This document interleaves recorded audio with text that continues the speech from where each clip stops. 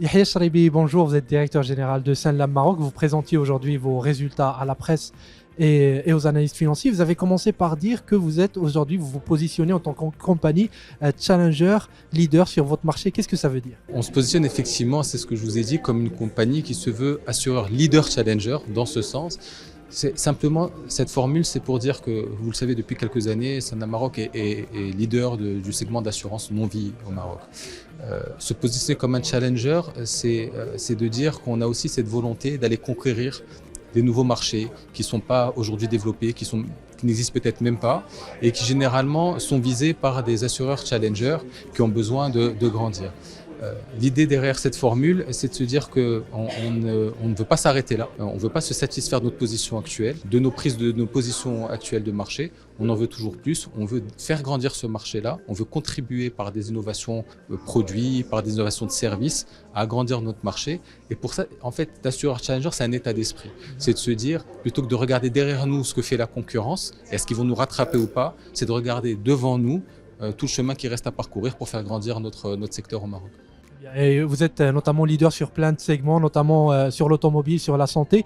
Alors, une autre actualité qui a marqué l'année, c'est la joint venture qui a été annoncée avec le groupe Allianz. Concrètement, pour vous au Maroc, qu'est-ce que ça change? Alors concrètement, ça n'a absolument rien changé pour nous au Maroc. Donc comme vous avez bien suivi l'actualité, vous le savez, le Conseil de la concurrence a autorisé la fusion de nos actionnaires, donc la création de cette JV à l'échelle africaine, avec une condition qui était que les deux compagnies du groupe local, c'est-à-dire Sanlam Maroc et Allianz Maroc, continuent de fonctionner de manière complètement séparée et indépendante.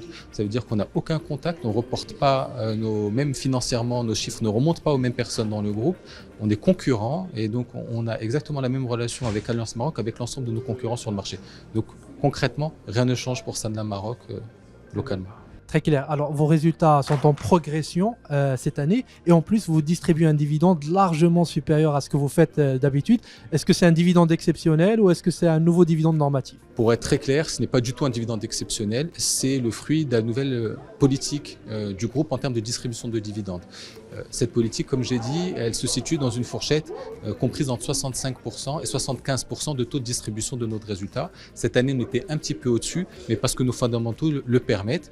Et il n'y a aucune raison que les années qui viennent, si nos résultats sont aussi bons, qu'on ne soit pas dans les mêmes niveaux de versement de dividendes. Dernière question, 2024, comment elle se profile?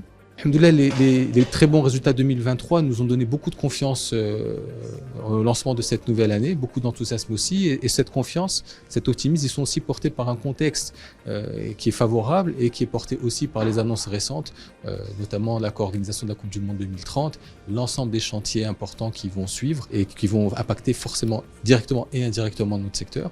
Donc on a beaucoup de confiance. On a lancé, pour accompagner justement cette dynamique, un nouveau plan stratégique en 2024.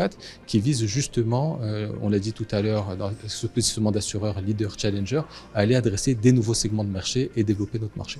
C'est bien, merci beaucoup.